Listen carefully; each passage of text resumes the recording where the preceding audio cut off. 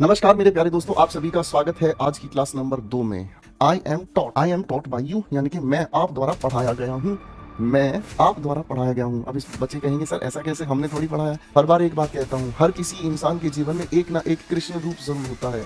बस आपको अपना वो कृष्ण रूप पहचानना है। कौन है वो आपके जीवन में जो आपका हाथ पकड़कर आपको इस उलझन से सुलझन की तरफ लेकर जाना चाहता है। एक बात मुझे बताओ भाई साहब, with the members of its team, ये मेंबर्स किस चीज के हिस्से होते हैं? आप कहोगे सर टीम के हिस्से होते हैं। तो फिर मेंबर्स ऑफ इस टीम लिखने से क्या अलग कुछ मिल गया? आप कहोगे सर सुपरमैन हो गया। सुपरमैन हो गया।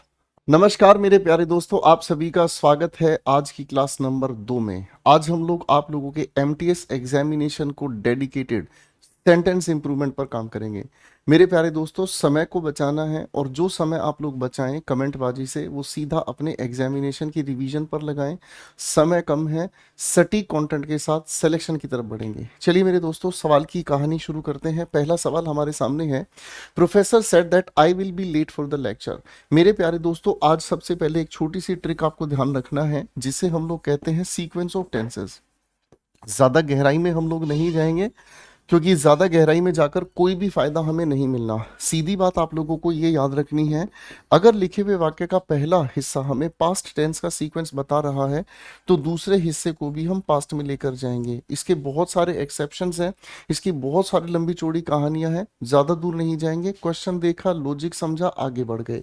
तो मेरे प्यारे नन्हे मुन्ने बच्चों, अगर हमें यहाँ पर लिखा हुआ नजर आता है सेड, जो कि पास्ट इंडेफिनिट है, तो सेड की ही वजह से हम लोगों को यहाँ पर देखिए मेरे बच्चों, विल या शेल का जो पास्ट फॉर्म होता है, विल या शेल का जो पास्ट फॉर्म होता है वो वुड होता है। और इसी वजह से हम लोगों को यहाँ इस विल को हटाकर जरा देखिए तो वुड कहाँ है? यहाँ नहीं, यहाँ नहीं, यहाँ पर जवाब हो गया। बात खत्म। अगले क्वेश्चन की तरफ बढ़ते हैं हम। अगला सवाल हमारे सामने आता है दोस्तों, अगला सवाल हमारे सामने आता है दोस्तों, क्या कहता है? It is true that learning English is essential for professionals to survive the national and international competitions. मेरे प्यारे दोस्तों, एक बहुत ही प्यारी चीज है, खूबसूरत चीज है, जिसे हम इन्फिनेटिव कहते हैं। इन्फिनेटिव अपने आप में टू के साथ हम बेस फॉर्म ऑफ वर्ब को जोड़ते हैं, तब ये बनता है हमारे सामने इन्फिनेटिव। ठीक है जी। तो यह बिल्कुल सच है कि इंग्लिश को सीखना बहुत जरूरी है प्रोफेशनल लोगों के लिए। टू के साथ हमें क्या चीज चाहिए? आप कहेंगे सर बेर इन्फिनेटिव चाहिए, बेस फॉर्म ऑफ वर्ब चाहिए, दोनों एक ही होती हैं दोस्तों। अब यहाँ तो किसी ऑप्शन में नहीं लिखा है ना, ठीक है ना। अब मैं अगर आपके सामने एक वाक्य लिख दूं, I bought a book to read, और इसी बातचीत को अगर मैं आप सभी के सामने लिख दूं फॉर रीडिंग, तो आप कहेंगे सर थोड़ा सा ही फासला है इनके अर्थ में, लेकिन फिर भी कहीं ना कहीं ये सिमिलर मीनिंग हमें बताने की कोशिश करते हैं। तो हमें यहाँ पर क्या समझ में आया? ये भी अपने आप में क्या है दोस्तों? ये भी अपने आप में टू के साथ जुड़ा हुआ बेस फॉर्म ऑफ वर्ब। ठीक है जी। और यहाँ पर ये जो लिखा है हमारे सामने, ये जेरंड हो गया, हाँ कि ना। तो दोनों के दोनों हमारे सामने एक तरह से नाउन का काम कर रहे हैं। तो यहाँ एक बात आप ध्यान रखिएगा, अगले क्वेश्चंस में आप लोगों को याद रहनी चाहिए, प्रेपोजिशन हमेशा हम नाउन के साथ यूज करते हैं, क्योंकि नाउन का बिछड़ा भाई प्रोनाउन है।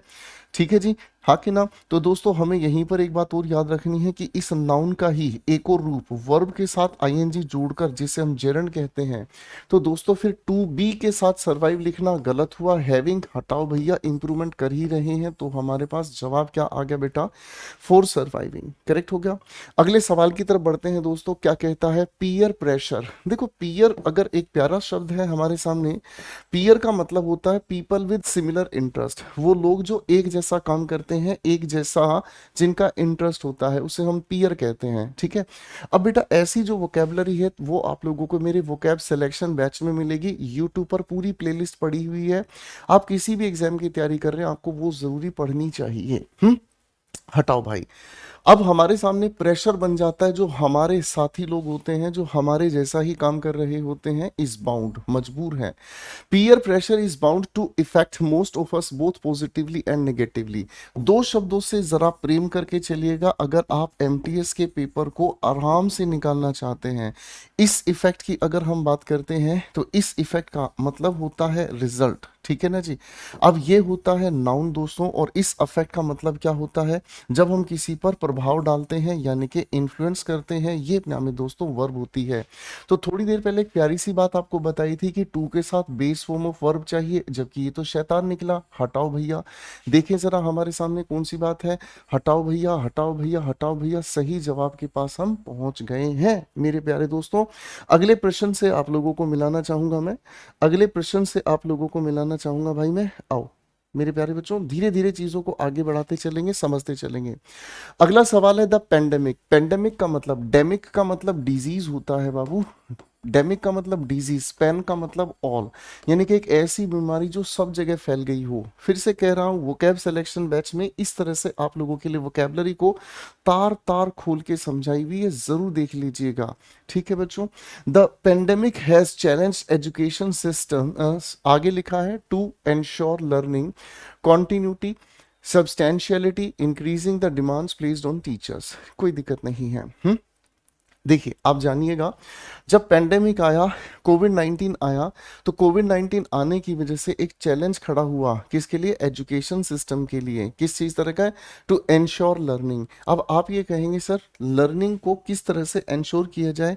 एंश्योर का मतलब होता है, देखिए ध्यान से समझिएगा, तीन शब्द आपको फंसाते हैं।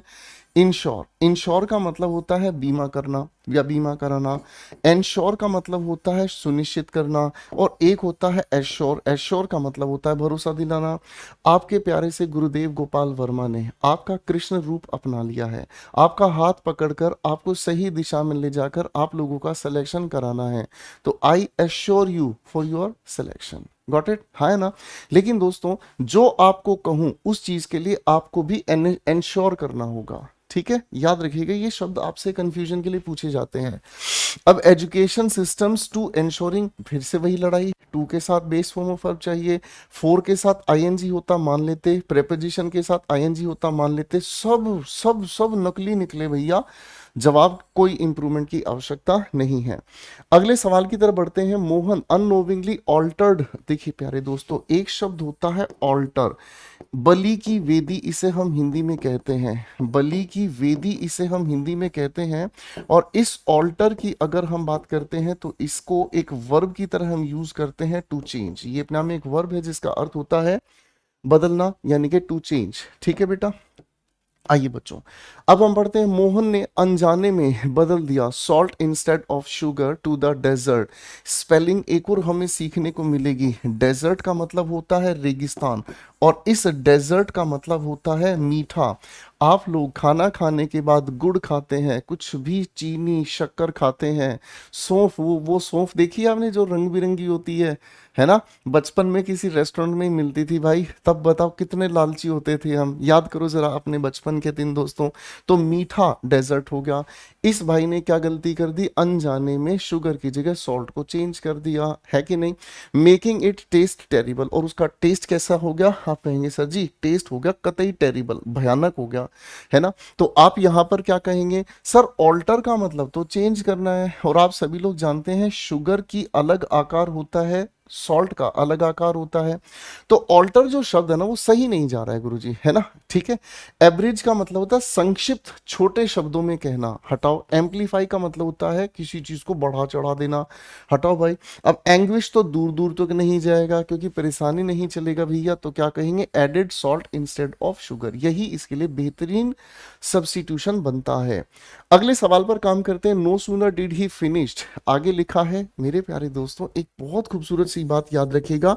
ये जो पास्ट इंडेफिनेट है ना, ये पता नहीं आपके पीछे क्यों पड़ा है, मुझे नहीं पता, ये आपके पीछे पड़ा है। कोई ना कोई पेपर में ना ये ऐसे आ ही जाता है। पहले कहता है दीदी तेरा देवर दीवाना, तो दीदी क्या कहती हैं, अरे जब दीदी तेरा देवर दीवाना है तो एक ही तो दीवाना है ना।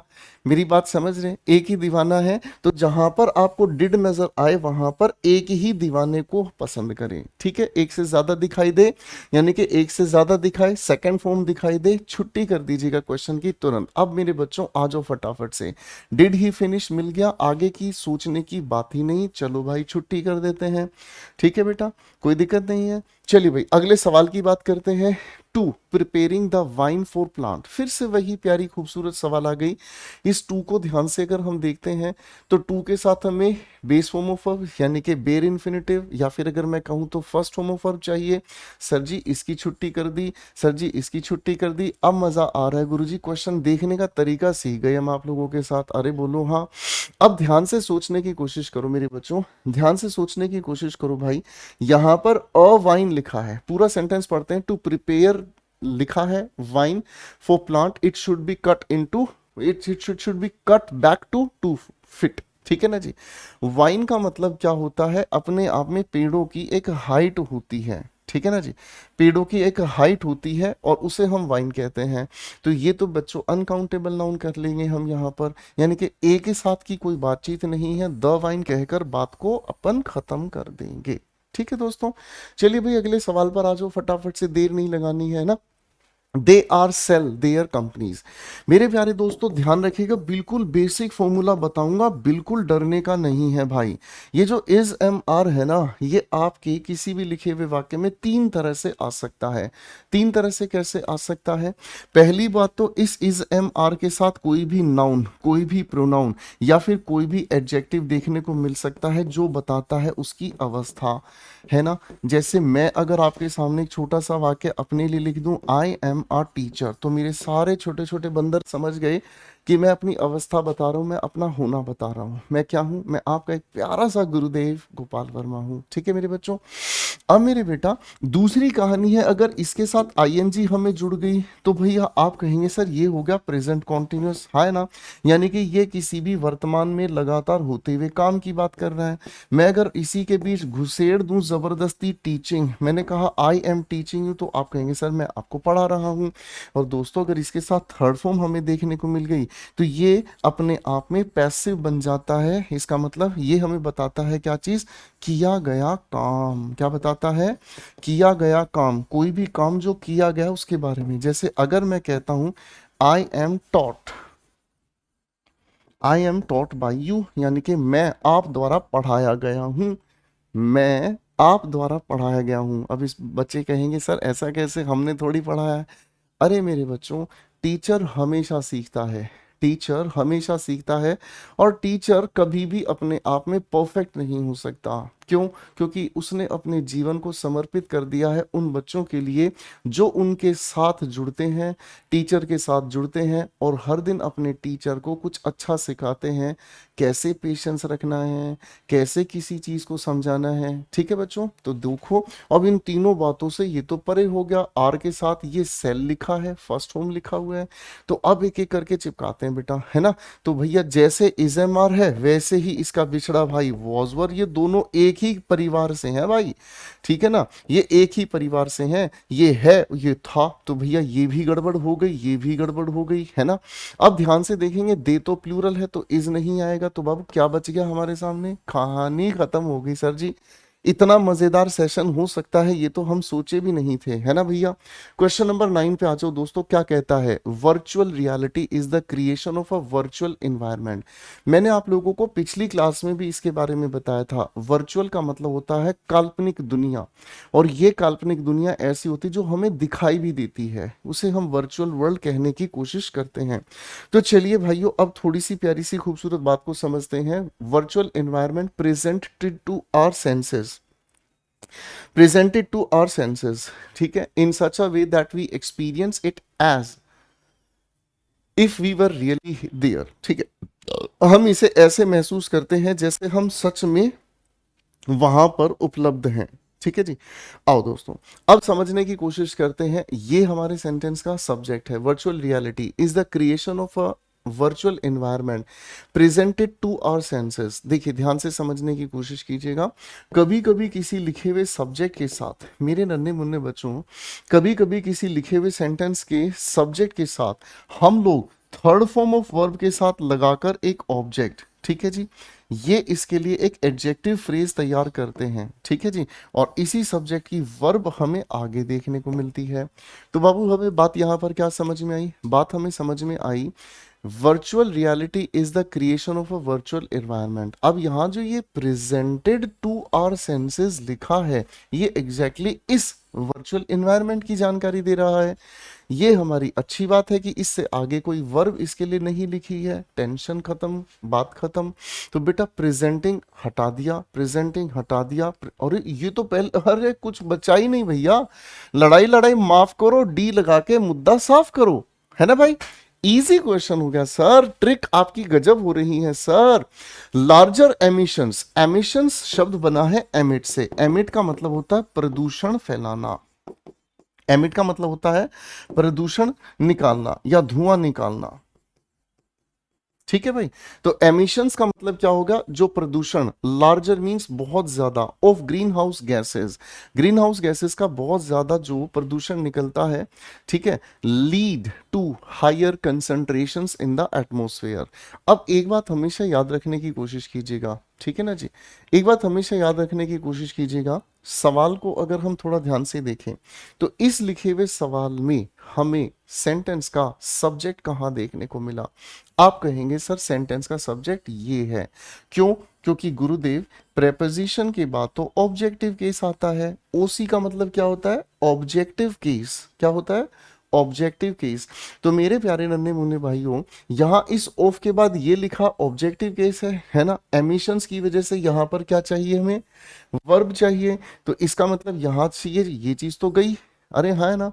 अब आप एक बात को ध्यान से समझने की कोशिश करना, अगर हम किसी के बारे में एक जनरल इंफॉर्मेशन दे रहे हैं, एक ऐसी जनरल इंफॉर्मेशन जो कि प्रेजेंट में भी, पास्ट में भी, और मेरे बच्चों फ्यूचर में भी हमें एज इट इज मिले, तो इस चीज को बताने के लिए हम हमेशा प्रेजेंट इंडेफिनिट का सहारा लेते हैं।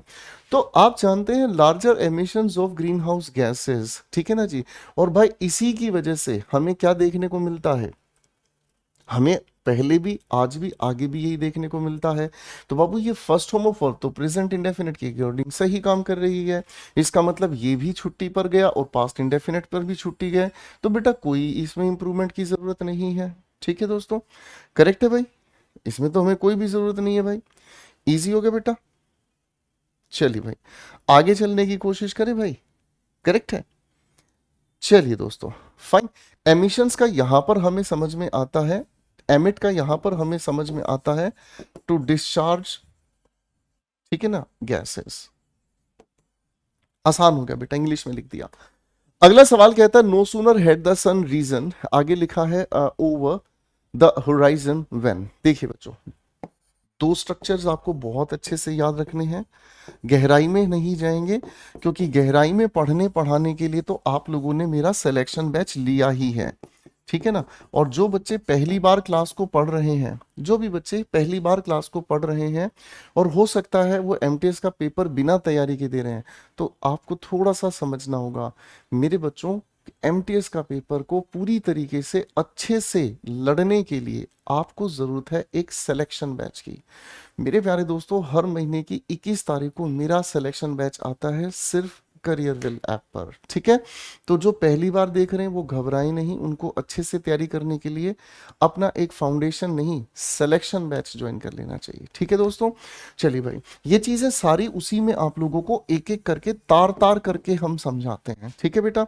अब अगर हम इसी की जगह नो सूनर लिखा हुआ देखें, तो नो सूनर कंपैरेटिव होने की वजह से आगे का ढांचा थोड़ा याद रखेंगे दोस्तों, और इसके आगे हम लोग लगा के चलते हैं देन, तो बड़ा आसान हो गया सवाल।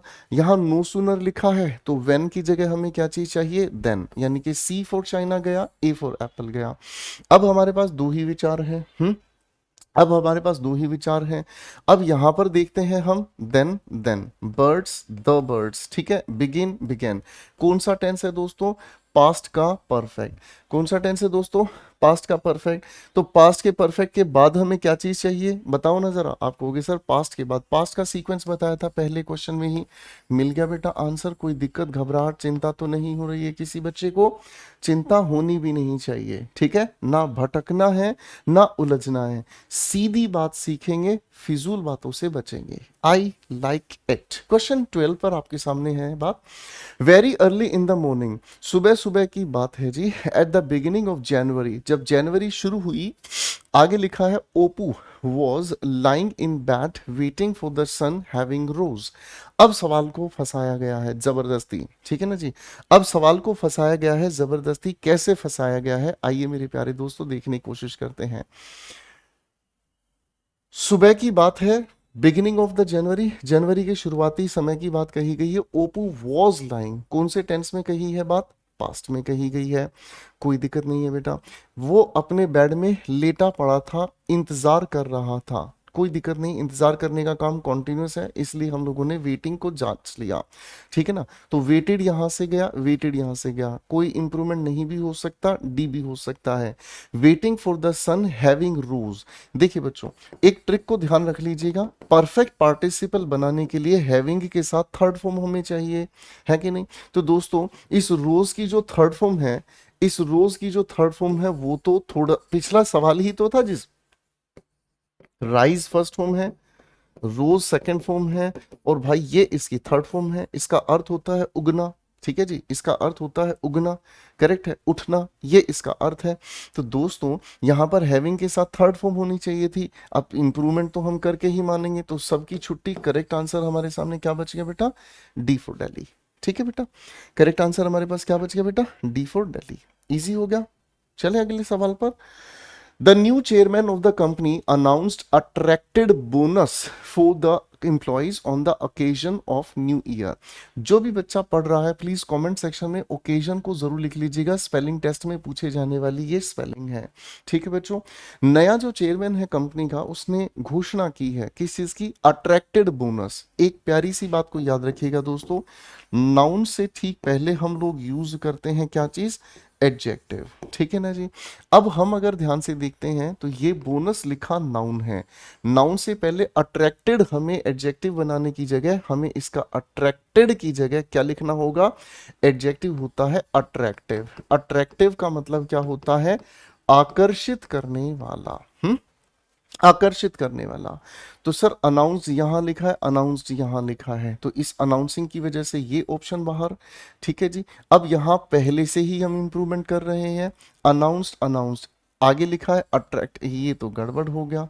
तो फिर हमारे सामने क्या बच गया बेटा, B for Bombay correct answer बच गया, ठीक है भाई, B for Bombay correct answer हमारे सामने बच गया। चलो बाबू अगले क्वेश्चन पर काम करते हैं। ऋषि आस्क्ड करण, ऋषि ने करण से पूछा, ठीक है। देखो पुराना सवाल फिर से क्यों आ गया, अरे भाई मैं नहीं कह रहा हूं, पेपर के ये रिपीटेड क्वेश्चंस हैं, समझ रहे हैं, पेपर के ये रिपीटेड क्वेश्चंस हैं, sequence of tense, past past, बात खत्म। गहराई में हम जाएं तो मैं इसके आपको बहुत सारे एक्सेप्शंस बता सकता हूं, लेकिन इतनी गहराई पर नहीं जाना है, ये रिवीजन क्लास है। गहराई पे जाना है चुपचाप selection batch career will app पर पकड़ लो, 5 या 6 महीने मुझे दो, इस इंग्लिश का हलवा बना देंगे भैया, ठीक है जी, बिल्कुल टेंशन फ्री रहना मेरे भाई। Rishi asked Karan will he get a new football for him, ठीक है जी, क्या वो उसके लिए एक नई फुटबॉल लेगा, कोई दिक्कत नहीं। सबसे पहली बात तो विल को हमें वुड में लेकर जाना है, तो विल को वुड में लेकर जा रहे हैं हम, कोई दिक्कत नहीं। भाई बिना सब्जेक्ट के ये कैसे काम कर रहा है, आप कहोगे सर जी छुट्टी कर दो ना, आप क्यों परेशान हो रहे हो, है कि नहीं। ये डायरेक्ट स्पीच से इनडायरेक्ट की तरफ गया है, इसी वजह से इस लिखे हुए वाक्य को, इस लिखे हुए वाक्य को इस लिखे हुए वाक्य से जोड़ने के लिए कंजंक्शन इसके पास तो है नहीं। आप कहोगे सर हटाओ ना, काहे परेशान कर रहे हो, इतनी देर हो गई इस क्वेश्चन पे चिपके हुए। मैं कहूंगा सॉरी भैया, अगले सवाल पर चलते हैं। अगला सवाल देखिए क्या कहता है, the development of skills can contribute to structural transformation and economic growth in enhance employability. अब मेरे बच्चों ध्यान से समझने की कोशिश करेंगे, तो सबसे पहली बात तो हमें ये याद ही है, प्रेपोजिशन के बाद हम हमेशा जेरेंड यूज करते हैं, ये हमें अच्छे से याद है। अरे बोलो हाँ, तो बाबू इंप्रूवमेंट तो होगा ही, क्योंकि इन के बाद इनहेंस लिख देने में गड़बड़ हो गई। तो भाई हमारे सामने अब गड़बड़ को ठीक कैसे हम करेंगे, है ना। तो आप कहेंगे सर गड़बड़ को हटाओ, पहले थर्ड फॉर्म वाले ऑप्शंस को हटा दिया मेरे भाई, आप जो कहोगे वो मान लेंगे।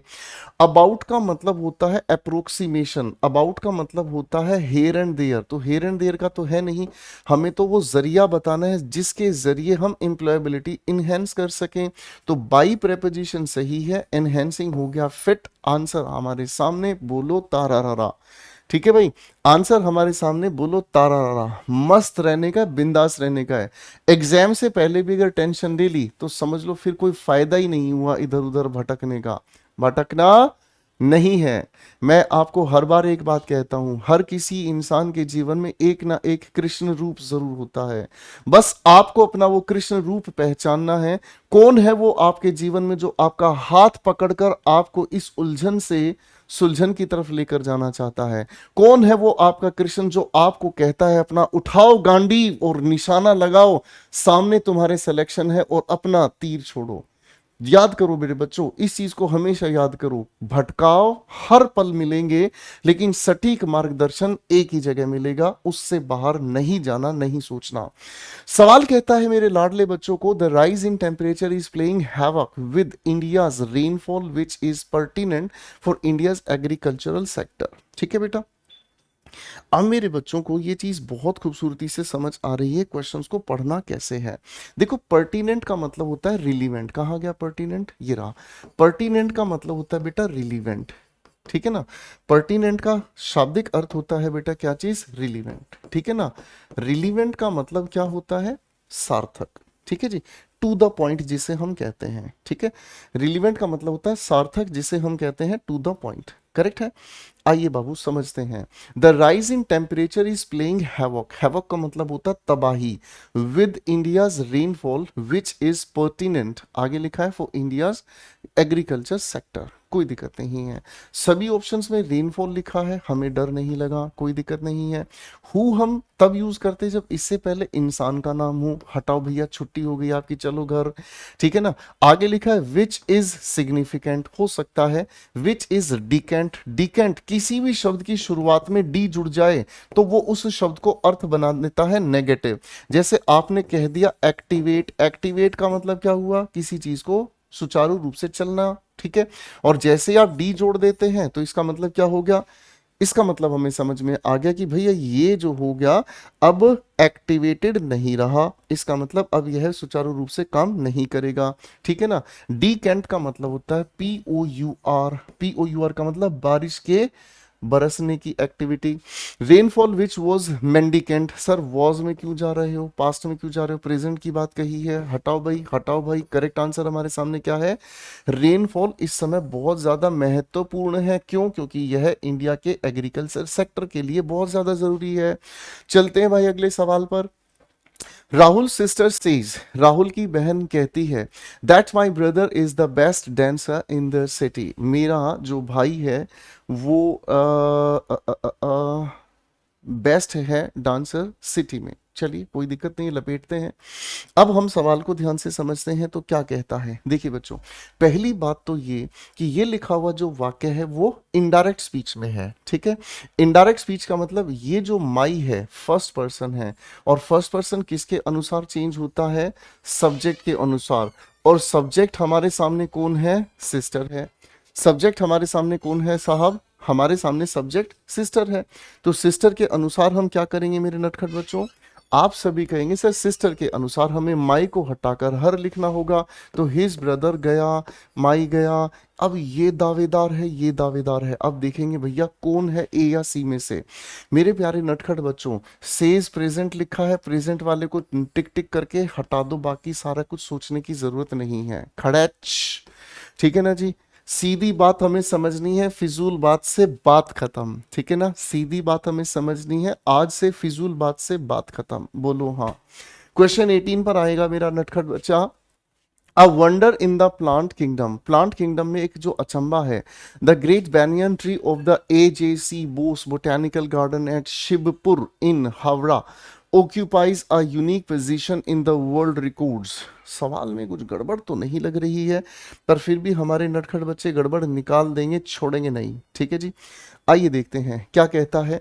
सबसे पहली बात तो a wonder in the plant kingdom the green botanical. देखो ध्यान से समझना, एक अचंभा, प्रेपोजिशन के बाद ये ऑब्जेक्टिव केस हो गया है ना।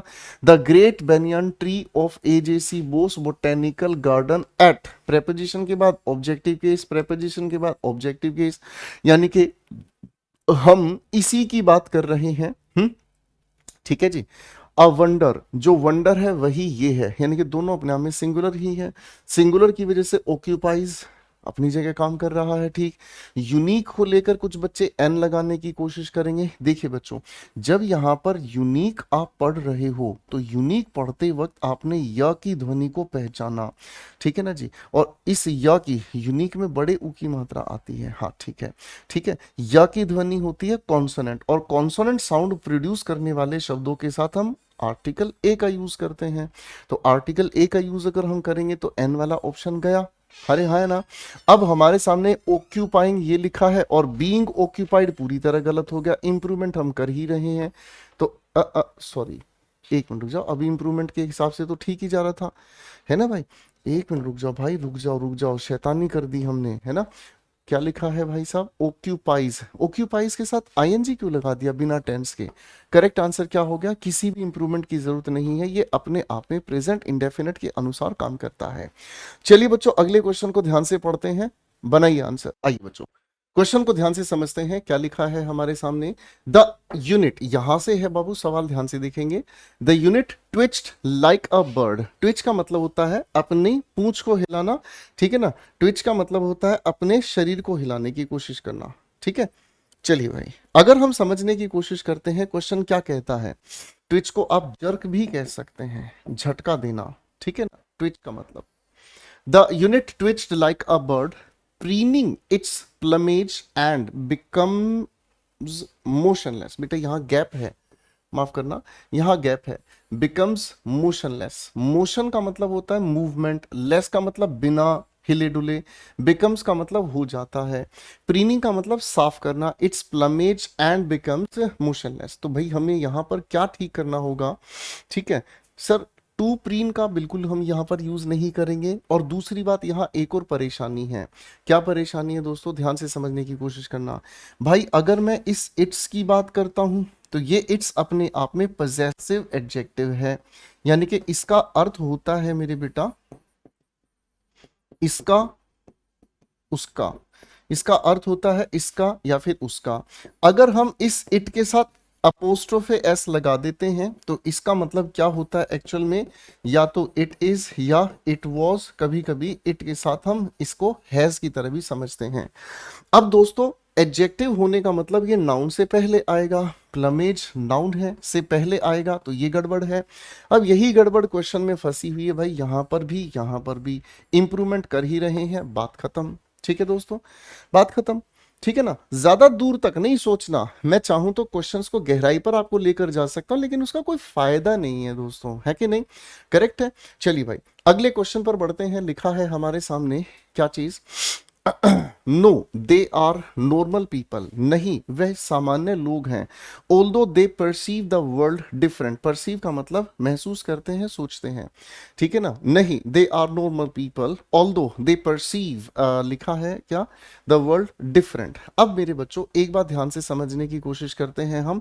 तो किसी भी एक्शन वर्ब को, मैंने क्या कहा, किसी भी एक्शन वर्ब को, डायनामिक वर्ब को हम लोग जब भी क्वालिफाई करना चाहते हैं तो एक्शन वर्ब को क्वालिफाई करने के लिए हम लोगों को क्या चीज चाहिए, एडवर्ब चाहिए। अरे हाँ ना। अब यहां परसीव का मतलब सोचना होगा, यहाँ परसीव का मतलब सोचना होगा, यानी कि हमारे सामने लिखी हुई इस वर्ब को, यहां हमारे सामने लिखी हुई इस वर्ब को एडवर्ब चाहिए। डिफरेंट तो एडजेक्टिव है, एल वाई लगाएंगे तो ये एडवर्ब बन जाएगा, है ना जी।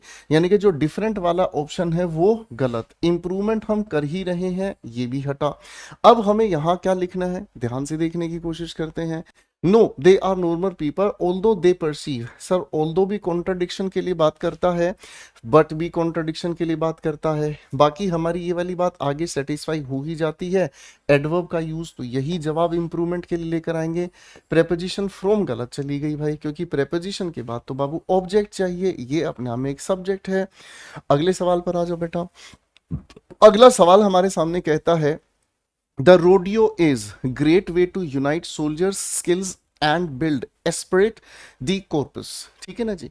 अब भाइयों हमारे सामने इस सवाल में आप एक बार दिमाग लगाने की कोशिश करेंगे।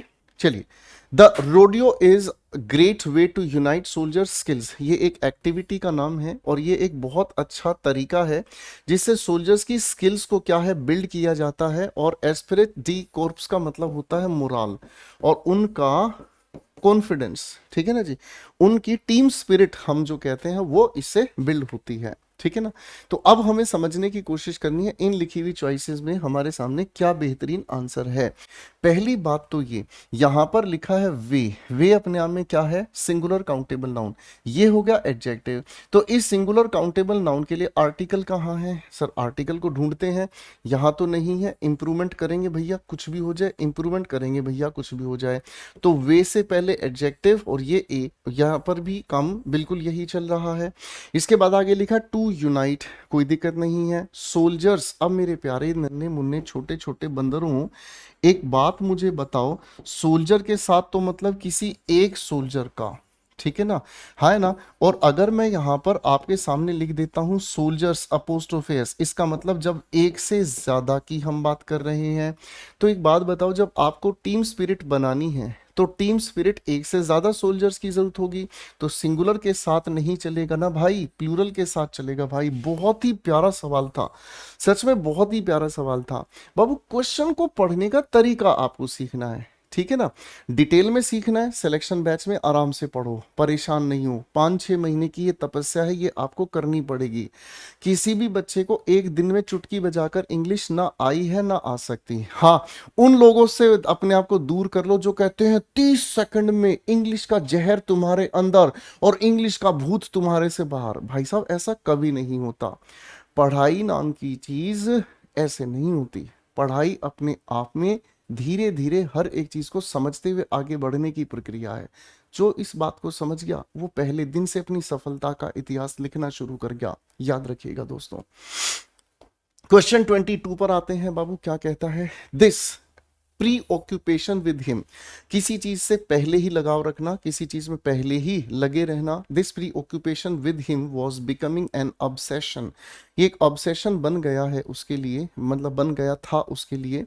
That was beginning to effect her ability. पुराना सवाल, कुछ कुछ देखा देखा लगता है, इसको देखते ही आप कहोगे तुम पास आए, मैं भी कहूंगा बेटा सही गाना गा रहे हो। वर्ब वाली बात चाहिए, ये वर्ब है, ये वर्ब है।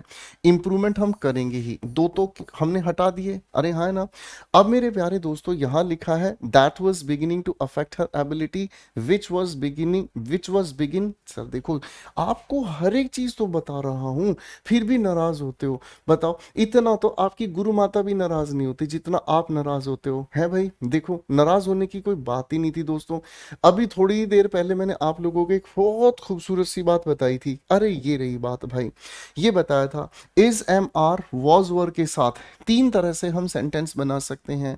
अब आप ये कहोगे सर या तो इसके बाद सीधा नाउन, प्रोनाउन या एडजेक्टिव किसी की अवस्था, किसी का होना बताए, या फिर इन्हीं के साथ आईएनजी लगाकर हम प्रेजेंट कॉन्टिन्यूअस टेंस बना दें, या पास्ट कॉन्टिन्यूअस बना दें, या थर्ड फॉर्म लगाकर हम इसका पैसिव बना दें। तो बाबू फिर आप क्यों नाराज हो रहे हो? इतना तो आज तक गुरु माता भी नाराज नहीं हुई। क्या ये बात संभव है कि वॉज वर के साथ V1 लगा दें? आप कहोगे नहीं चलेगा, नहीं चलेगा गुरुदेव, ये काम अब नहीं चलेगा। सेट है भाई, हाँ के ना, ठीक है, हाँ के ना। चलो भाई अगले सवाल पर काम करते हैं मेरे बच्चों। चलिए क्वेश्चन नंबर 23 पर काम करते हैं। Chia is currently pursuing a masters blank in, लिखा है डेवलपमेंटल स्टडीज इन नीदरलैंड्स। चलिए, बहुत अच्छा सवाल है। चिया नाम का एक कोई इंसान है, ठीक है, चिया नाम का एक इंसान है। थोड़ा सा इसको हम समझने की हम कोशिश करेंगे, ठीक है ना। अब मास्टर्स का मतलब है मास्टर्स की डिग्री, ठीक है ना, मास्टर्स का मतलब है यहाँ पर मास्टर्स की डिग्री। तो आप ये जान गए हैं सर एक ही तो डिग्री लेगा इंसान, प्लूरल की डिग्री क्यों बनाएंगे? चलो इसकी छुट्टी कर देते हैं, हाँ है ना। यहां पर चल गया, यहां पर चल गया, इन आगे डेवलपमेंटल तीनों ऑप्शंस में लिखा हुआ है। देखो हमेशा एक बात याद रखना, जब भी कोई क्वेश्चन आप सोल्व कर रहे होते हैं तो क्वेश्चन को सोल्व करते वक्त हमेशा सीक्वेंस मेंटेन करो। इसने ये कहा, इसने ये कहा, इसने ये कहा, जो ऑप्शन गलत कह रहा है उसको छुट्टी करते चले जाओ, ठीक है भाई। तो मेरे प्यारे नन्हे भाइयों, यहां पर तो हमारा प्रोग्राम सारा सेट जा रहा है, इसकी हमने छुट्टी कर दी भाई, ये सारा हमारा सेट जा रहा है, इसमें दिक्कत नहीं है। आगे लिखा हुआ है क्या चीज, studies studies in at, sir at का हम जिक्र नहीं कर पाएंगे, ठीक है ना, एट का हम जिक्र नहीं कर पाएंगे, एक स्पेसिफिक लोकेशन है, क्योंकि नीदरलैंड तो एक जगह का नाम है ना भाई, तो नीदरलैंड जगह का नाम है, तो भाई दा लगा के चलेंगे हम इसके साथ, ठीक है ना जी। अब क्यों लगाएंगे ये मुझे आप ऑप्शंस में बताएंगे, कमेंट्स में बताएंगे कि क्यों लगाएंगे, ठीक है जी। द हम नीदरलैंड से पहले क्यों लगाएंगे ये आप मुझे बताएंगे। मैं अगर आपसे फिर से पूछ लेता हूं भाई, वेस्ट इंडीज से पहले हम द लगाएंगे या नहीं लगाएंगे, ये आप मुझे कमेंट्स में बताएंगे। आर्टिकल पढ़ा है ना, अब दीजिए जवाब एक छुटकू सा। क्वेश्चन 24 हमारे सामने पेश है बाबू। The government appears to be at war with its own people. थोड़ी ही देर पहले नन्हे मुन्ने भाइयों मैंने आप लोगों को इस इट्स और इस इट्स के फर्क का जानकारी दिया था, याद है भाई। तो इन दोनों के फर्क के आधार पर ये क्वेश्चन हम क्रैक करेंगे। दोस्तों अगर आप लोगों को क्लास की स्पीड कम लग रही है, स्पीड को 1.5 गुना करके फटाक से इस लेक्चर को देखिएगा, टाइम वेस्ट नहीं करना है, ठीक है बेटा। आओ भाई, क्वेश्चन नंबर 24 हमारे सामने क्या कह रहा है, टू बी एट वॉर, क्या लिखा हुआ है, to be at war with its. Sir ध्यान से समझने की कोशिश करेंगे, तो यहां इस पीपल के लिए ये एडजेक्टिव है, इसके लिए भी हमें पजेसिव एडजेक्टिव चाहिएगा। तो साहब ये तो छुट्टी पे गया है ना भाई, अब हमारे सामने ये भी छुट्टी पर गया, इंप्रूवमेंट तो करके ही मानेंगे, एक ही बच गया, ए दिल, ठीक है भाई। क्वेश्चन नंबर 25 पर काम करते हैं हम। देखिए बच्चों धीरे धीरे पढ़ते जाइएगा, क्वेश्चन बनाते जाइएगा। लिखा है हमारे सामने सीधा सवाल, he suggested there was collusions through objectors due to similarities in some letters sent to the council. ठीक है जी, क्या कहता है सवाल भाई, शाबाश। अब इसको हम समझने का काम करते हैं। कोल्यूशन का मतलब होता है सीक्रेट अग्रीमेंट, कोल्यूशन का मतलब होता है भाई सीक्रेट अग्रीमेंट, यानी कि एक ऐसा समझौता जो गुप्त रूप से किया गया है, जिसके बारे में हर कोई नहीं जानता। उसने सुझाव दिया there was collusions through objectors, ठीक है, due to similarities in some letters sent to the council. ठीक, उसने सुझाव दिया कि कुछ ना कुछ एग्रीमेंट हुए हैं ऑब्जेक्टर्स के जरिए, ठीक है, जिसके कारण मतलब ड्यू टू सिमिलैरिटीज, कारण सर यहाँ पर कुछ गड़बड़ तो है, यहाँ पर कुछ गड़बड़ तो है, मीनिंग जो है ना वो पूरी तरीके से जच नहीं रहा है। कोई बात नहीं दोस्त, इसके मीनिंग को अपन पकड़ के धो डालेंगे। देयर एक एडवर्ब है जो इंट्रोड्यूस करती है किसी के होने को, ठीक है ना। तो ये जो देर है तो पजेसिव एडजेक्टिव है, इसके साथ तो एक नाउन चाहिए, तो भैया पहले इसकी हमने छुट्टी कर दी, ठीक है ना। देर के बाद वॉज, देर के बाद वॉज, देर के बाद वॉज। आगे हमारे सामने लिखा है कोल्यूजन, ठीक है। कोल्यूजन अनकाउंटेबल नाउन होता है, क्यों, क्योंकि अग्रीमेंट भी अनकाउंटेबल नाउन होता है। तो बाबू इसका प्लूरल बनाना तो थोड़ा सा ठीक नहीं है, इसका प्लूरल बनाना थोड़ा सा ठीक नहीं है। तो कोल्यूजन्स लिखा हुआ है, इधर कोल्यूजन लिखा है, इधर कोल्यूजन्स लिखा है, तो भैया प्लूरल बनाने की छुट्टी हम कर देंगे। आगे हम समझने की कोशिश करेंगे। तो अग्रीमेंट हमेशा, जैसे मान लीजिए हमारे सामने तीन तीन तीन इधर, अब इनके बीच अगर अग्रीमेंट हमें कराना है तो एक बार में दो की कंसीडरेशन होगी, तो बिटवीन प्रेपोजिशन भी इस बात के लिए सटीक है। तो साहब इसकी भी छुट्टी, इसकी भी छुट्टी, बचता हमारे पास B for Bombay correct answer है।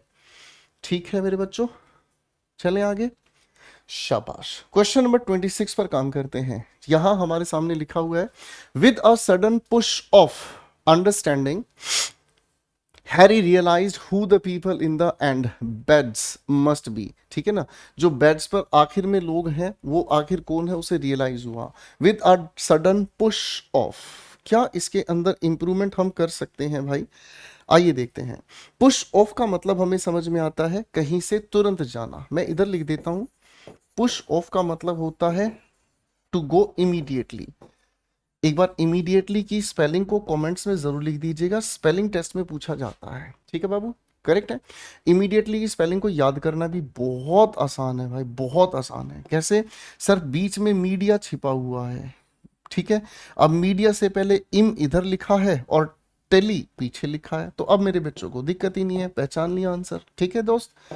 आइए भाई, with a sudden push of understanding, एकदम से जो अंडरस्टैंडिंग का मामला था, हैरी को महसूस हुआ कि वो लोग कोने में बैठे हैं, दूर बैठे हैं, बेड के अंत में बैठे हैं, वो कौन है।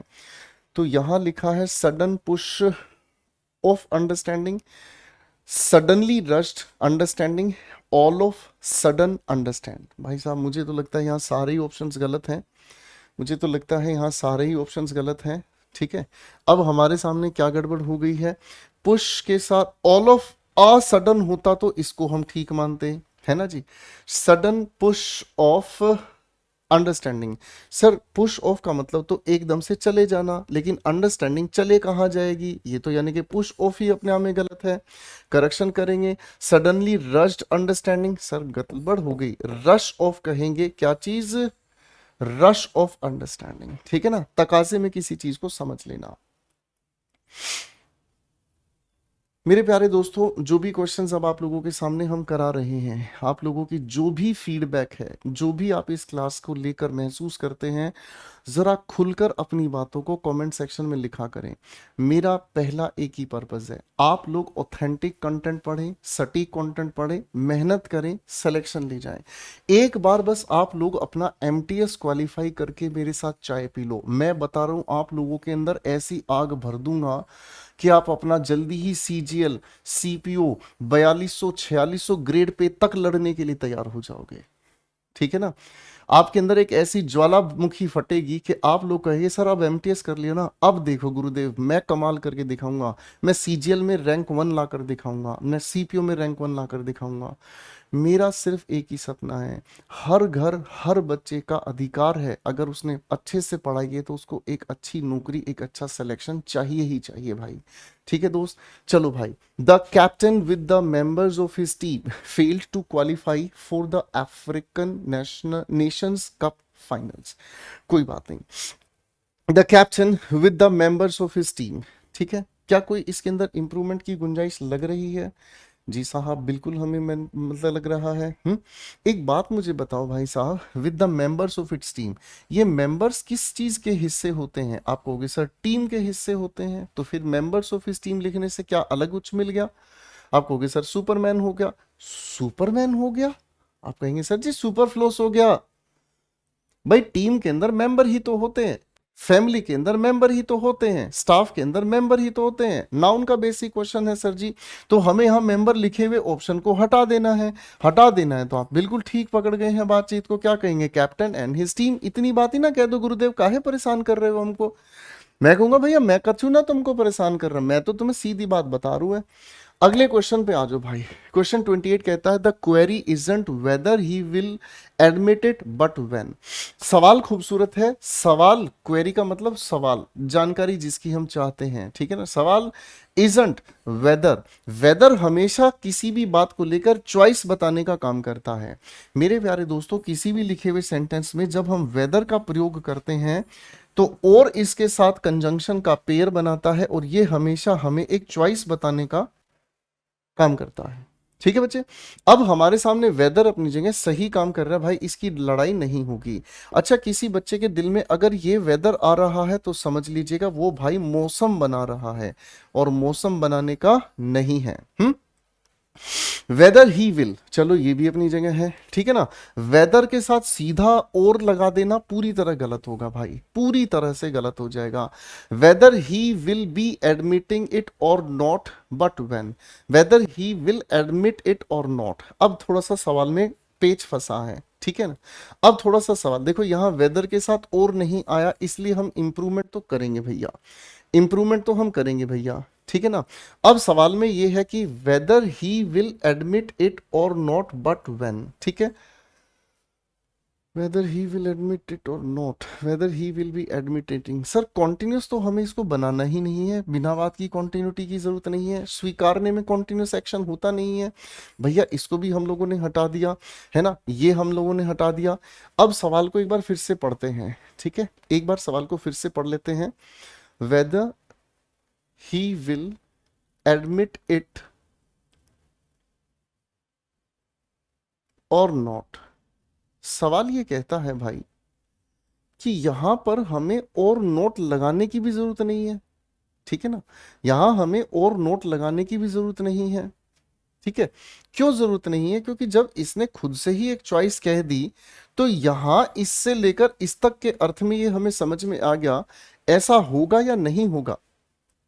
ठीक है, तो बेटा इसके हिसाब से तो हमें इंप्रूवमेंट की भी यहाँ पर जरूरत नहीं है, इसके हिसाब से तो हमें इंप्रूवमेंट की भी जरूरत नहीं है, ठीक है ना जी। तो जब इंप्रूवमेंट की हमारे सामने जरूरत नहीं है तो फिर एक काम कर लेते हैं, यहाँ बेवजह सुपरफ्लोस तरफ से नहीं जाते हैं, बेटर यही है हम लोग यहाँ पर कोई भी इंप्रूवमेंट नहीं करते हैं। द क्वेरी इजंट,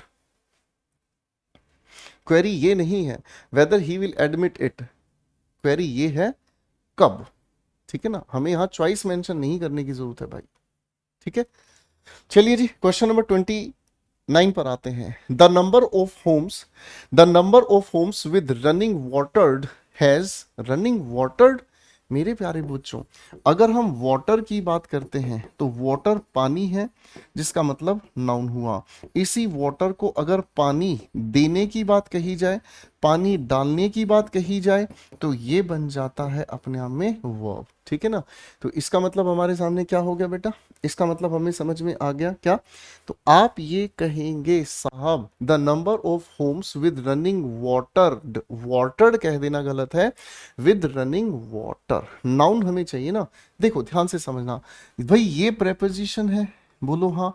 प्रेपोजिशन किसके साथ चाहिए, नाउन के साथ, नाउन के रूप में ये आ गया, नाउन से पहले रनिंग इसका एडजेक्टिव हो गया, प्रेजेंट पार्टिसिपल। तो दोस्तों हमें रनिंग वाटर ही चाहिएगा और कुछ नहीं, करेक्ट हो गया भाई, हाँ के ना। चलिए भाई अगले क्वेश्चन को देखते हैं, अगले क्वेश्चन को देखते हैं बेटा क्या कहता है। क्वेश्चन नंबर 30 पढ़ते हैं मेरे बच्चों। 30 क्या कहता है, the transit of the planet of love happen in pairs 8 years apart every century, 8 वर्ष के बाद हर सेंचुरी के, ठीक है ना जी, कोई बात नहीं। ट्रांजिट का मतलब चेंज होता है, the planet of love happen in, happen sir यहाँ हैपन अगर हमारी मेन वर्ब है और ये चीज जनरल इंफॉर्मेशन है, रिपीटिशन ऑफ एन एक्शन हमें बताता है ना, तो यहां पर मामले में गड़बड़ है क्या। The transit of the planet of love happen in pairs, pairs में होता है, तो यहां पर ट्रांजिट एक का नहीं एक से ज्यादा का होगा।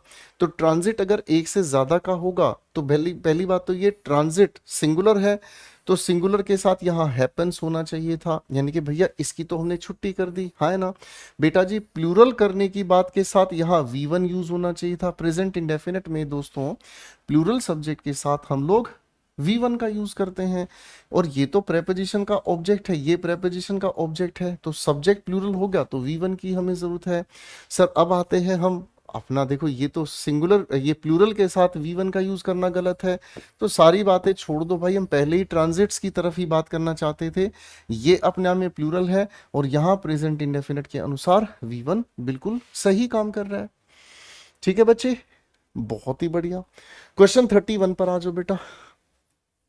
Some of them were nearly as hard as ligament and many an inch in length. उनमें से कई लगभग कठोर थे लिगामेंट की तरह से, और बहुत सारे कैसे थे, many an inch in length, और कई बहुत सारी लेंथ जो थी उनकी इंच जैसी थी। चलिए भाई अब अगर हम सवाल की बात को ध्यान से समझने का काम करते हैं, देखिए पहली बात तो ये समझ में आए, एज के साथ जब हम एज लगाते हैं तो पॉजिटिव डिग्री सही काम कर रही है, इसमें तो कतई दो राय नहीं है, ठीक है ना। तो बेटा एज के साथ यहाँ एज है ना, इस भाई ने यहां से एज को, इससे पहले एज को हटा दिया, चलो भैया इसकी छुट्टी कर देते हैं, है ना। अब भाई हमारे सामने एज के साथ यहां पर भी एज लिखा, ये भी अपनी जगह सही काम कर रहा है, ठीक है बच्चे।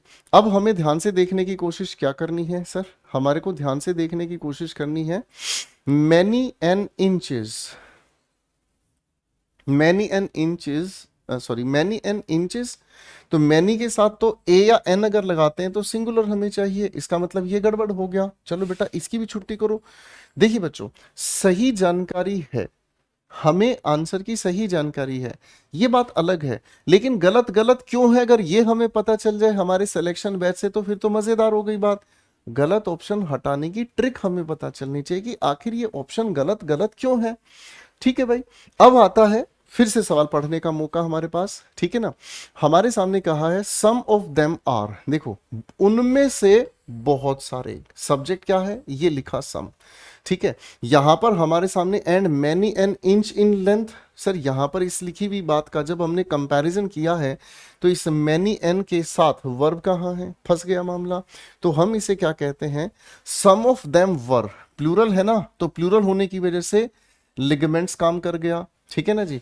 एंड मैनी के साथ वर्क कर दिया हमने एन इंच लॉन्ग, ज्यादा बेहतर इस सेंटेंस का मीनिंग जो जस्टिफाई करता नजर आ रहा है वो ए फॉर एप्पल करता नजर आ रहा है, ठीक है बेटा। चले भाई अगले सवाल की तरफ दोस्तों। सवाल कहता है हमारे सामने, beside myself the only English people were Keith and Doreen. Beside की अगर हम बात करते हैं तो ये सिर्फ प्लेस की जानकारी देता है, कायदे से ये प्रेपोजिशन है। बिसाइड्स की अगर हम बात करते हैं तो बिसाइड्स का मतलब होता है इन एडिशन टू, ठीक है ना, यानी कि ये जानकारी को आगे बढ़ाता है। कभी कभी इसी का अर्थ अपार्ट फ्रॉम भी हमें देखने को मिल जाता है, ठीक है ना। तो बिसाइड माई सेल्फ कहा गया है यहां पर, बिसाइड माई सेल्फ कहा गया है, तो यहां पर चीजों को थोड़ा हमें समझना होगा। बिसाइड्स के साथ आई, प्रेपोजिशन के बाद ऑब्जेक्टिव केस आता है सर जी, इसलिए पहले ऑप्शन को आप हटा दीजिए, हमें कोई आपत्ति नहीं है, ठीक है। द ओनली इंग्लिश पीपल, अब यहां पर एक बात और ध्यान रखिएगा, आप ध्यान रखिएगा बेटा जी, द के साथ हम ओनली लगाकर आगे नाउन लिख देते हैं, ठीक है जी। और ओनली के साथ अगर ए एन हमें लगाना होता है तो ओनली के बाद ए एन लगाकर हम नाउन लगाते हैं। ये दो छोटी छोटी बातें लिख लीजिएगा, इससे रिलेटेड पेपर में क्वेश्चन जरूर आ जाता है। तो मेरे सॉरी मेरे प्यारे भाइयों, इस सवाल में हमारे सामने देयर के साथ लिखा है वर कीथ एंड डोरीन। तो यहां हमारे सामने लिखा है क्या चीज, besides my self the only English people. ये तो अपनी जगह बिल्कुल ठीक है। बिसाइड की जगह हमें इन एडिशन टू कहा है कि भाई अंग्रेज लोगों के साथ और भी लोग जो हैं उनकी बात कही गई है। इंप्रूवमेंट हम करेंगे, प्लेस की बात नहीं कर रहे हैं, बात कह रहे हैं besides my self the only English people, ठीक है ना। ये बिसाइड्स का पेपर में क्वेश्चन जरूर पूछा जाता है, ठीक है ना। हिंदी लिख दूं इसके लिए, इसका अर्थ होता है के बगल में, और बिसाइड्स का मतलब होता है के साथ, ठीक है भाई। चलो बेटे अगले सवाल पर काम कर लेते हैं नटखट।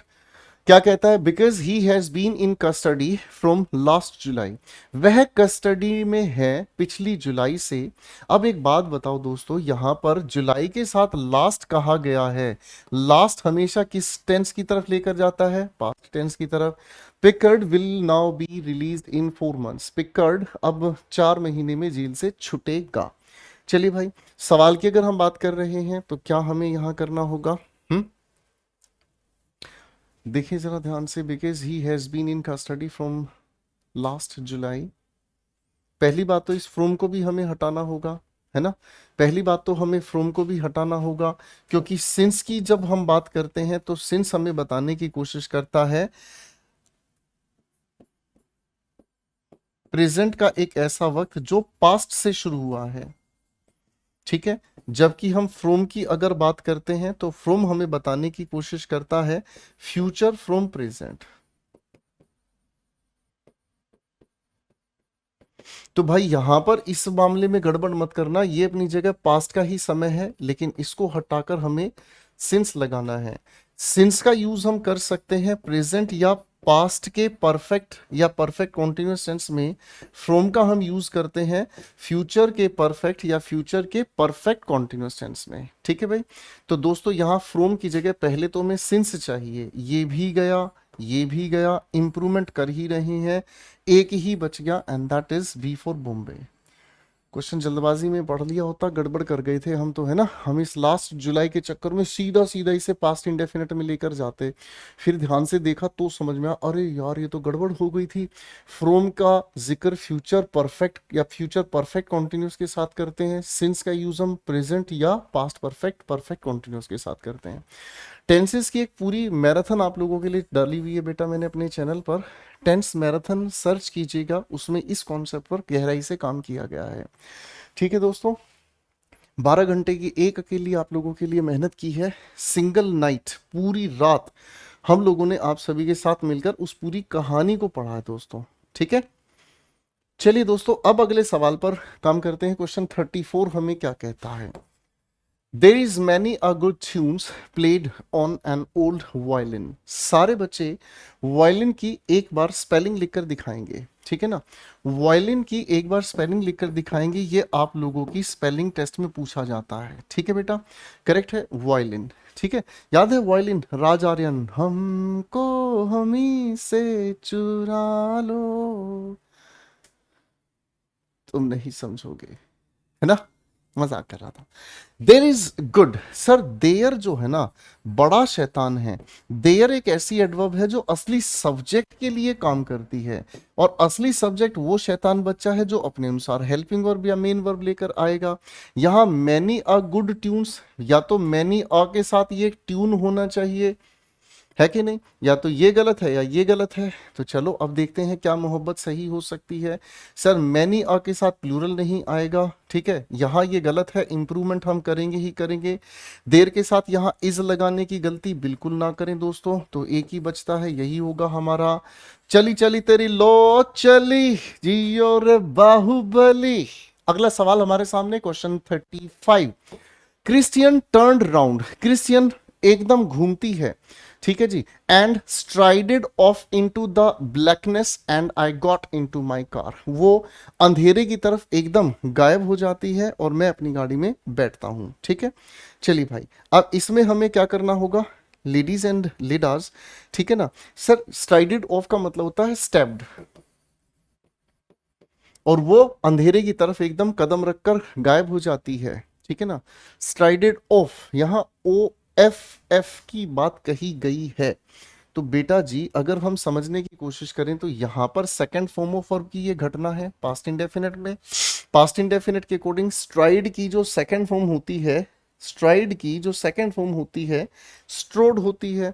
तो स्ट्राइडेड की हमें बात नहीं करनी, स्ट्रोड के साथ ओ डबल एफ, स्ट्रोड के साथ ओ एफ, तो कौन सी बात ज्यादा सेंसिबल होगी बेटा? आप कहेंगे सर इतनी सी बात है, काहे परेशान कर रहे हो सर, काहे परेशान कर रहे हो, है ना, लगता है आज गुरु माता से पिटाई करवा के आए हो। बाबू स्ट्राइड के साथ ओ डबल एफ लगा दिया तो इनटू लगाने की जरूरत नहीं है, ठीक है ना। क्वेश्चन 36 कहता है this bridge neither cross the Thames, Thames एक नदी है, ठीक है जी, and neither gave access to a now lost island in the river. Now lost island है कोई रिवर के अंदर जो दफन हो चुका है। This bridge neither cross the Thames and neither gave. तो सर आप लोग जानते हैं मेरे बच्चों कि नीदर के साथ हमें पेयर बनाने के लिए किसकी जरूरत है? भाई आप सभी बच्चे जानते हैं आइदर के साथ जोड़ा बनता है और का। मैं अगर नाइदर की बात करूं तो नाइदर के साथ जोड़ा बनता है नूर का।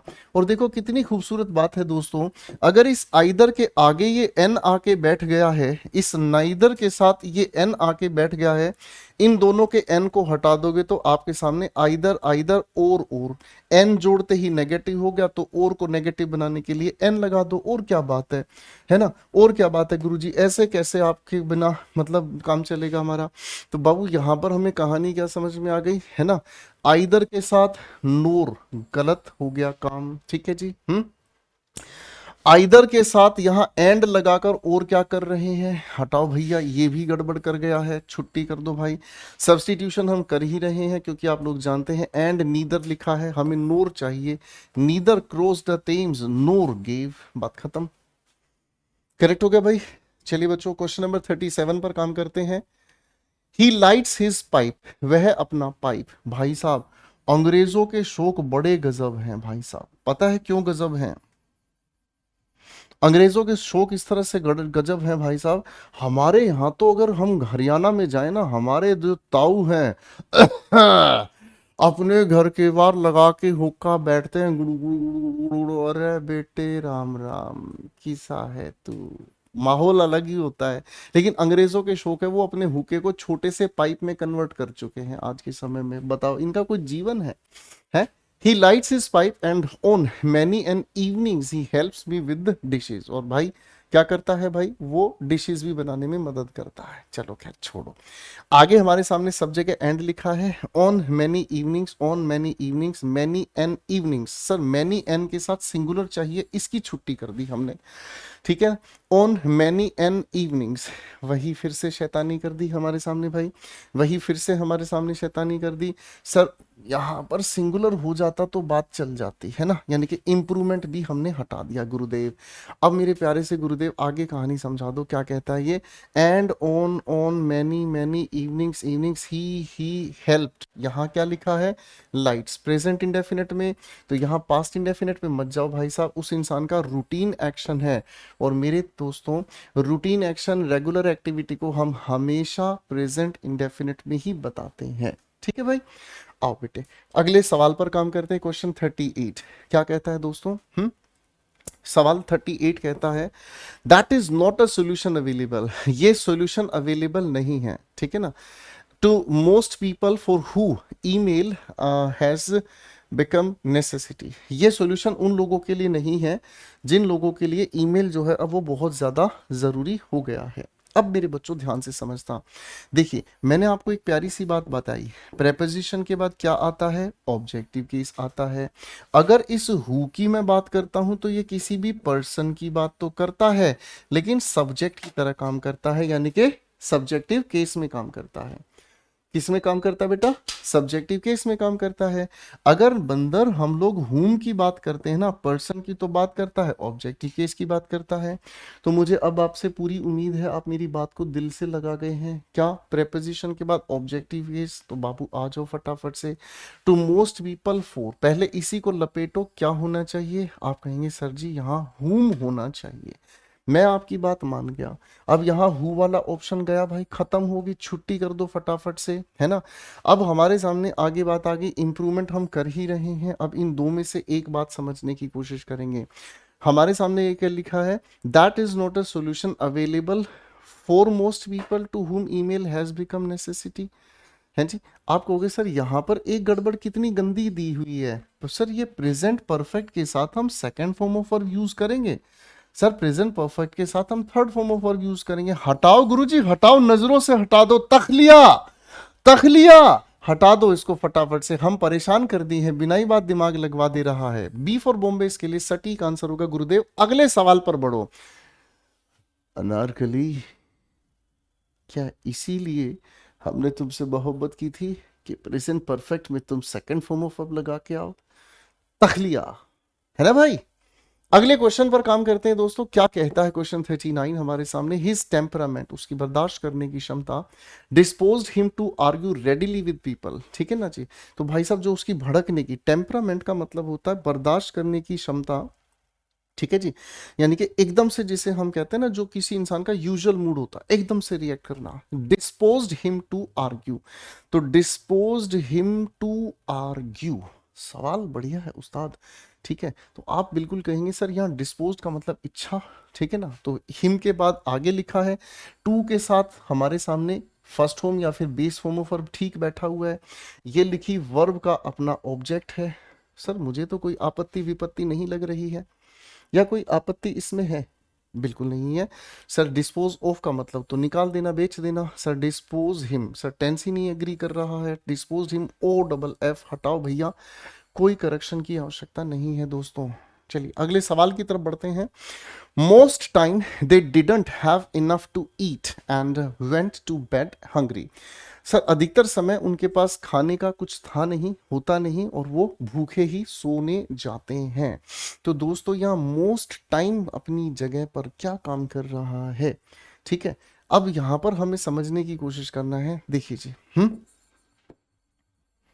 अगर मैनी के साथ मैं टाइम्स की बात कर रहा हूं तो यहां टाइम्स प्लूरल हो गया, सही है, यानी कि बहुत सारे, ठीक है। लेकिन अगर हमें किसी चीज की फ्रीक्वेंट एक्टिविटी बतानी है तो फ्रीक्वेंट के लिए हम इसी क्या कहते हैं, मैनी और टाइम, यानी कि अगर वक्त को आप देखोगे ना तो बहुत सारे वक्त पर कई बार ऐसा हुआ है, बहुत सारे वक्त में कई बार ऐसा हुआ है कि उनके पास क्या है, मतलब उनके पास भरपूर खाना नहीं होता इसलिए भूखे सोते हैं। तो सर मैनी टाइम्स की जगह मोस्ट टाइम का तो कोई सेंस नहीं बनाएंगे हम, यहाँ इस पर लड़ेंगे भी नहीं, हालांकि गहराई पे हम इसमें जा सकते हैं। तो मोर टाइम्स नहीं होगा, मैनी अ के साथ प्लूरल नहीं चलेगा भाई, एक ही हमारे पास शिकारी बचता है 40। चलिए भैया अगले क्वेश्चन की तरफ दिमाग लगाइएगा। इस क्वेश्चन को पहले एक बार आप पढ़कर देखें। चलिए बेटा क्वेश्चन की तरफ आगे बढ़ते हैं। The relationship between two people is by the way in what they feel and behave towards each other.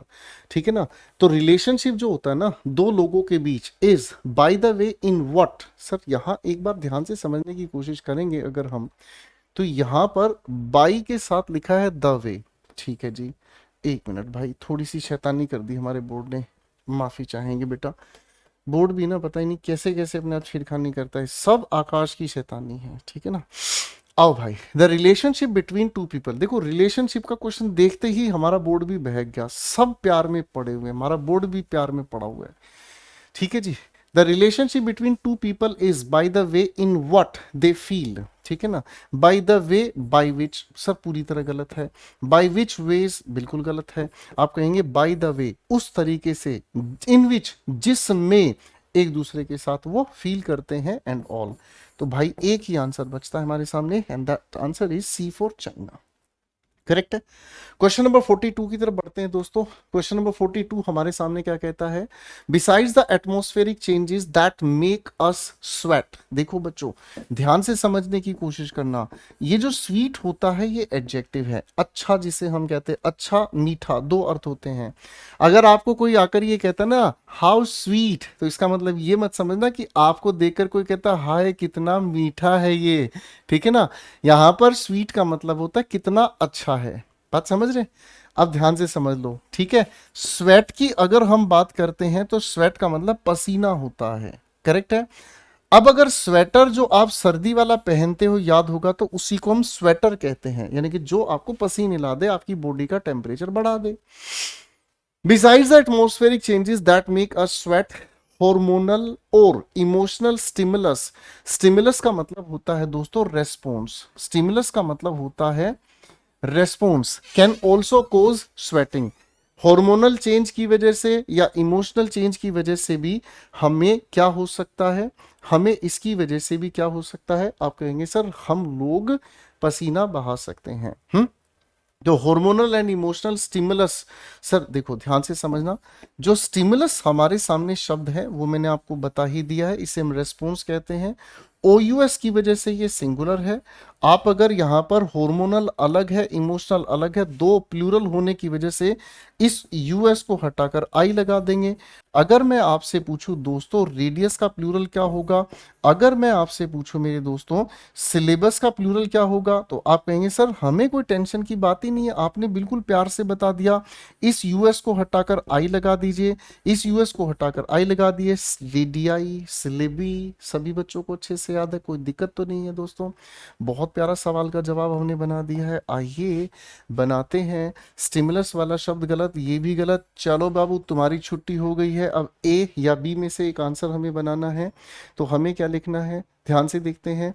Hormonal and emotional stimuli, ठीक है, also causes sweating, can also कोज।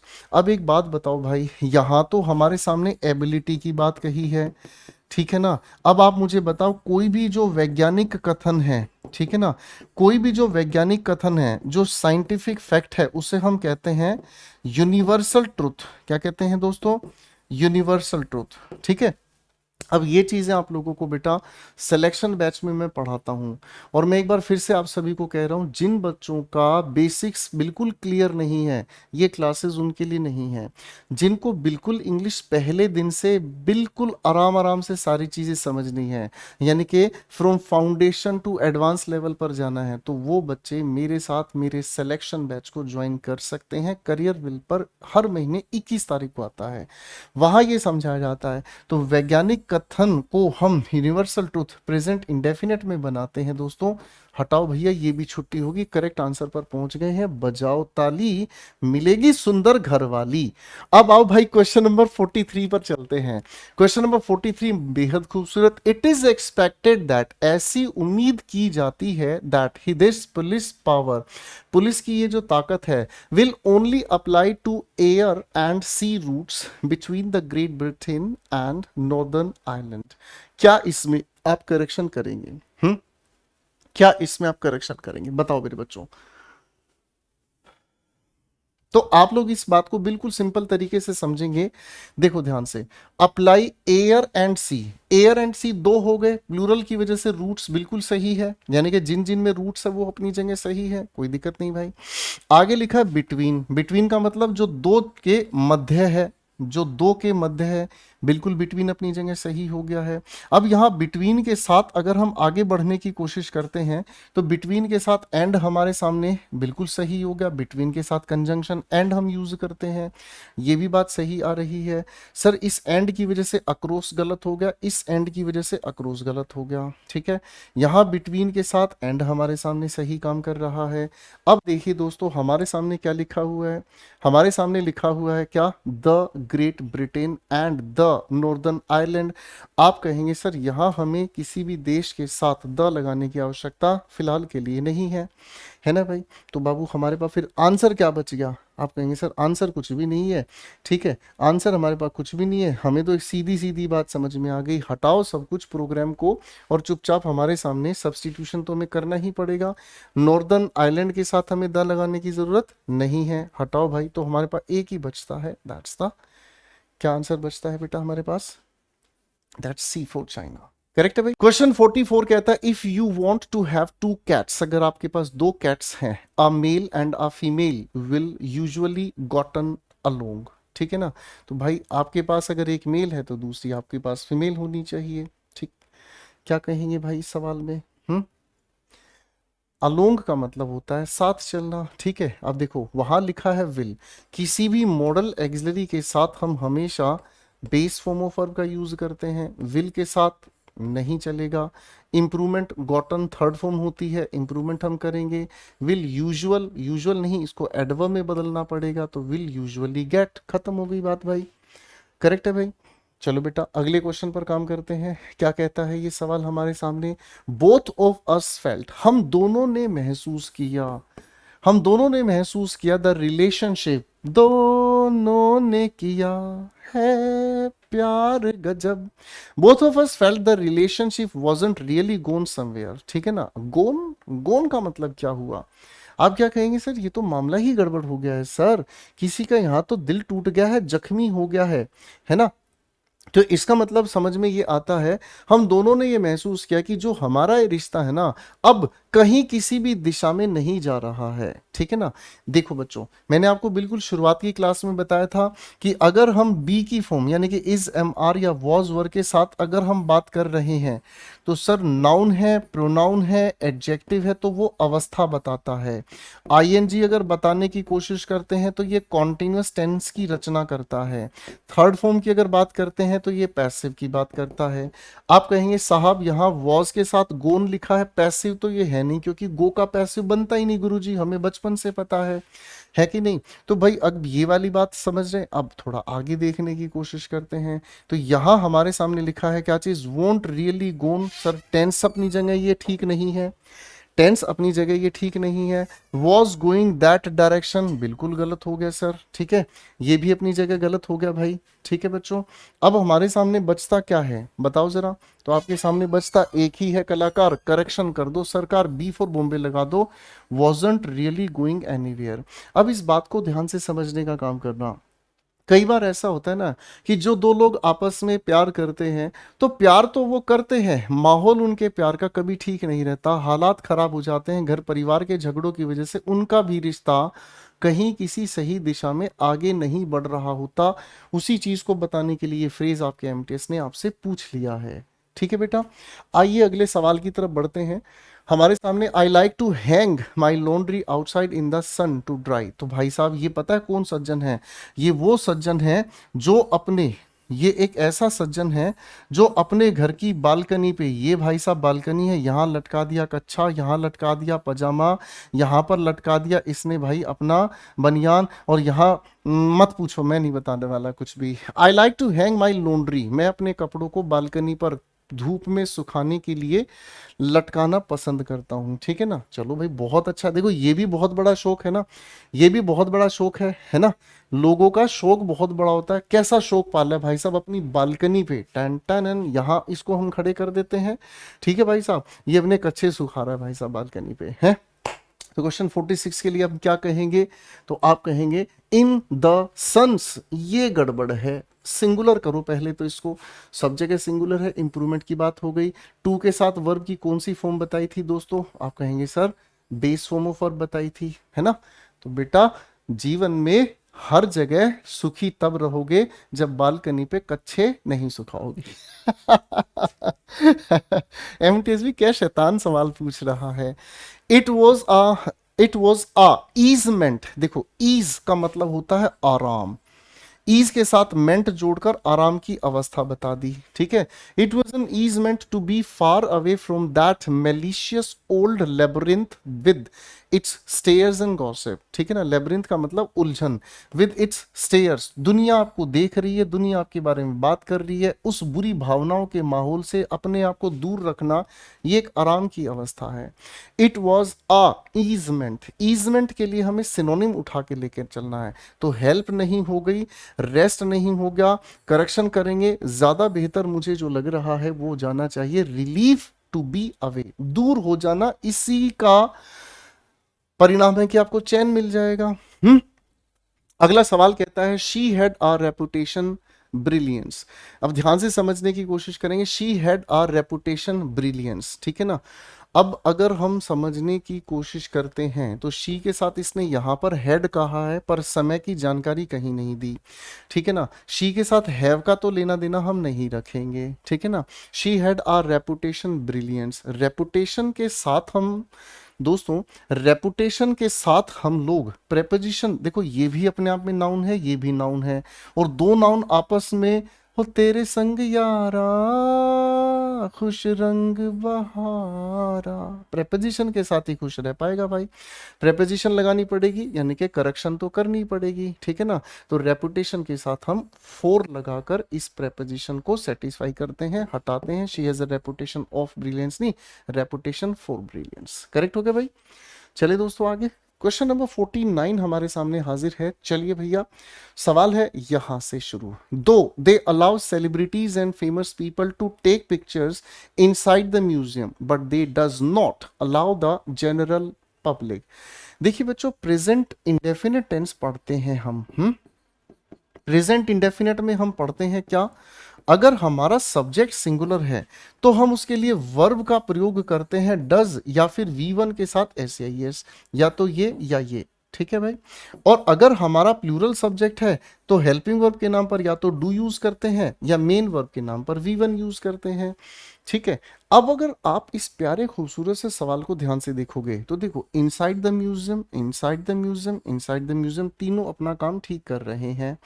आगे लिखा है बट दे डज नॉट। पहली बात तो ये, दे के साथ डज आना गलत, प्लूरल के साथ डज नहीं आता, इसका मतलब हमारे सामने से ये तो पहले तखलिया। ठीक है बेटा, अब दोस्तों क्वेश्चन 49 के लिए हमें क्या लगाना होगा। ठीक है ना, आप कहेंगे दो, जब दो हम कंजंक्शन का यूज करते हैं तो दो खुद में ही कंट्रास्ट बताने का काम करता है, और जब ये कंट्रास्ट बताने का काम करता है तो इसके साथ बट का प्रयोग नहीं होता, तो बट वाला ऑप्शन ये भी गलत हो गया बेटा, है ना। अब यहां क्या लिखा है, दे के साथ डज, अरे मार देंगे मुक्का, होश उड़ जाएगा बेटा तेरा। A for Apple correct answer है। अच्छा सवाल था जिसमें टेक्निकली एक सवाल में ही दो सवाल पूछ लिए गए, एक कंजंक्शन का और एक टेंस का। आपके पेपर में कभी कभी एक ही क्वेश्चन में दो लॉजिक फंसाकर पूछ लिए जाते हैं, और ये बेहतरीन उदाहरण है इस एग्जाम्पल का। अगले सवाल पर काम करते हैं दोस्तों, लिखा है हमारे सामने, अरे 50th पर आ गए, oh my god. The people of Philippines has, आप लोग याद रख लीजिएगा, अगर मैं बात करूं पीपल की, अगर मैं बात करूं पुलिस की, अगर मैं बात करूं पीजेंट्री की, पिसेंट्री का मतलब होता है किसान वर्ग, सब प्लूरल होते हैं साहब। प्रेपोजिशन के बाद ऑब्जेक्टिव केस, ये हो गया क्या हमारे सामने बेटा, प्लूरल हो गया। प्लूरल होने की वजह से हैज को हटाकर क्या कहेंगे, हैव। पहले तो ये बात हमें समझने की कोशिश करनी है।